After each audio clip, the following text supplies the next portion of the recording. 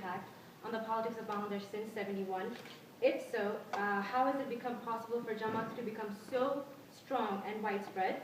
And does that speak to the non-existent presence of leftists in the grassroots level? The second one, during this 10th National Assembly election, the leftists summed up their thoughts in Hasina Hatao, Khaleda Tekao. If we do remove Hasina and prevent Khaleda, realistically, at this very moment, who would lead Bangladesh? How practical is that thought? And doesn't these kind of impractical statements only strengthen the other side, in this case, Jamaat? And as you mentioned earlier, Army League as Coca-Cola and BNP as Pepsi-Cola. My question is it practical to think that at this very moment the leftist party would become the Fanta to the Pepsi-Cola and Coca-Cola matchup? And the third portion is corruption exists in every arena of Bangladesh, especially politics, and everyone has an opinion or say in how to end corruption, especially the civil society, who have, quote, been working towards changing the government in power. And oftentimes this civil society are representatives of NGOs. My question is, who do these NGOs answer to? Where do they report their incomes, expenses, and other properties to? And what's the legal aspect behind that? Thank you.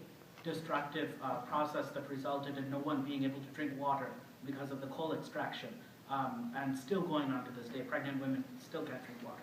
So you have to think about, what does that mean? Are we moving toward more renewable resources like solar, wind, water in that development? The other part of it, other question I have is in terms responding to Dina and feminism within development politics. What about ecofeminism?